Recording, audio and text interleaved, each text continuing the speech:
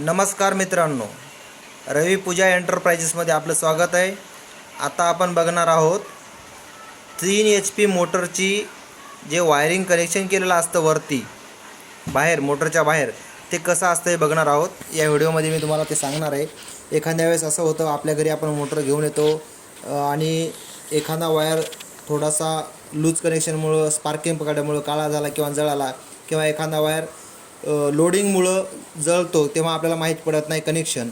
तेव्हा एकदम इझी आणि सोप्या पद्धतीमध्ये मी तुम्हाला सांगणार आहे. हे बघा, आता ही जी दोन वायरी आहेत ह्या दोन वायरी, एक फ्यूज एक न्यूट्रल, हे असं कनेक्शन दिलेलं आहे या दोन वायरीमध्ये. तर हे जे फ्यूज आणि न्यूट्रलचं आपण नंतर बघू. पहिले जे मोटरमधून 4 वायर आले त्याच्याविषयी माहिती सांगतो. हे बघा, ही 3 HP मोटर आहे आणि याला 2 कॅपॅसिटर आहे. ही सिंगल फेजची मोटर आहे. कॅपॅसिटर असले म्हणजे सिंगल फेजची मोटर आणि विदाऊट कॅपॅसिटर ही 3 फेजची मोटर असते. तर हे सिंगल फेजचे कॅपॅसिटर याला 2 लावलेले आहेत. हा स्टार्टिंग कॅपॅसिटर असतो एक आणि एक रनिंग असतो. तर स्टार्टिंगवाला 200-250 अशा पद्धतीचा असतो आणि रनिंगवाला जो आहे तो UF असतो. MFD UF तो 36-25 अशामध्ये असतो. त्याच्यावर असं लिहिलेलं असतं. आता मी तुम्हाला थोडक्यात काढून दाखवतो, थोडंसं हलकंसं बघा. याच्यावर लिहिलेलं आहे 36 UF. अशी ही मोटर आहे. आता आपण वायरिंग बघू. याच्यामध्ये ही जे मोटर आहे, मोटरच्या आतमधून जे कनेक्शन असतं त्या मोटरला, प्रत्येक मोटरला हे 4 वायर आतमध्ये कनेक्शन करून 4 वायर बाहेर पडलेले असतात. 4 असे असतात म्हणजे 2 कॉईलचे. एक कॉईल असं म्हणजे स्टार्टिंगचं आणि एक असतं रनिंगचं. तर 2 कलरचे रेड आणि येलो, हे रेड आणि येलो असे 2 कलरचे निघलेत. 2 रेड वायर आहेत ते रनिंग आहेत आणि 2 येलो आहेत ते स्टार्टिंग आहेत. स्टार्टिंग हे फक्त मोटर स्टार्ट करण्यासाठी असतात असं, आणि रनिंग हे चालू. तर तेव्हा आतमधून अजून 2 वायर आलेले आहेत बघा.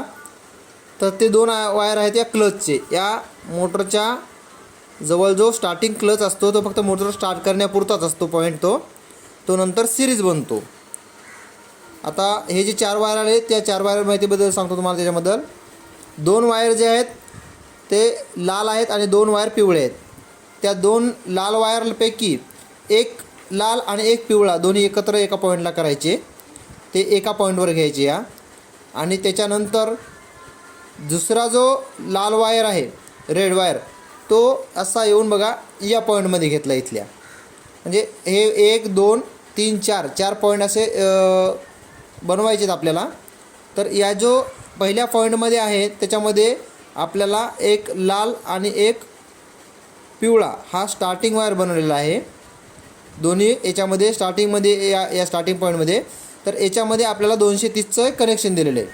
तर हे दोन्ही पहिले 2 मोटरचे जे वायर आले आतमधून, तर यांना एकत्र केलं. त्याच्यामध्ये एक 230 व्होल्टेज वरचा हा वायर दिला आहे आणि एक रनिंग कॅपॅसिटर दिला आहे. हा जो वरचा 36चा आहे ना, हा रनिंग कॅपॅसिटरचा. म्हणजे याच्यामध्ये टोटल 4 वायर झालेत, बरोबर. आता दुसऱ्या पॉईंटला बघू आपण. त्याच्या बाजूच्यात बघा, हा लाल दिला आहे तो हा रनिंगचा आहे, मोटरचा रनिंगचा आहे. त्याच्यासोबत 230 व्होल्टेजचा म्हणजे आपला वरतून आलेला, बरोबर झाले 2. त्याच्यानंतर एक दिला आहे तो क्लचचा आहे. जो क्लचचा बोललो ना तुम्हाला इथे स्टार्टिंगचा आहे, तो एक क्लचचा दिला आहे. आणि एक जो आहे तो कॅपॅसिटरचा दिला आहे. तर तो रनिंग कॅपॅसिटरचा. म्हणजे या रनिंग कॅपॅसिटरचे दोन्ही वायर आपले फक्त या इथे लावलेले आहेत, या दोन्ही पॉईंटला. जिथे 230 व्होल्टेजचा आपले जो 2 वरून न्यूट्रल फेज येतं ना ते लावतो, तिथंच रनिंग कॅपॅसिटरचे दोन्ही वायर लावलेले आहेत. आता तिसऱ्या पॉईंटला बघूया आपण. आता आपला जो उरला वायर तो एक स्टार्टिंगचा मोटरचा. तर हा स्टार्टिंगचा जो मोटरचा वायर उरला आहे याच्या जागी कनेक्शन दिलं त्यांनी एक स्टार्टिंग कॅपॅसिटरचं. आपला जो हा खालचा कॅपॅसिटर आहे ना, याचं हो स्टार्टिंग कॅपॅसिटर इथे गेला आहे एका स्टार्टिंग वायरसोबत. मोटरचा स्टार्टिंग वायर आणि स्टार्टिंग कॅपॅसिटर हे दोन्ही एकत्र बनलेत. त्याच्यानंतर आता उरला आपला एक स्टार्टिंग कॅपॅसिटरचा वायर. तर हा स्टार्टिंग कॅपॅसिटर आणि त्याच्यासोबत दिला आहे मोटरचा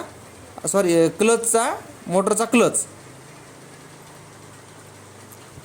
बघितलं, या पॉईंटला फक्त मोटरचा एक क्लच आणि एक स्टार्टिंग कॅपॅसिटरचा वायर या पॉईंटला. दुसऱ्या पॉईंटला आहे मोटरचा स्टार्टिंग वायर आणि एक स्टार्टिंग कॅपॅसिटरचा वायर. म्हणजे इथे 2 आणि इथे 2च वायर आहेत आणि यांच्या ठिकाणी 4 वायर या ठिकाणी आहेत, 4 वायर या ठिकाणी आहेत. समजलं? आणखी काही नाही समजलं तर व्हिडिओ परत बघा आणि या नंबरला तुम्ही संपर्क करू शकता. जशी कंपनीकडून वायरिंग आलेली आहे तशीच मी तुम्हाला समजवली आहे. काही वाटलंच तर फोन करून परत विचारू शकता या नंबरला 8433860849.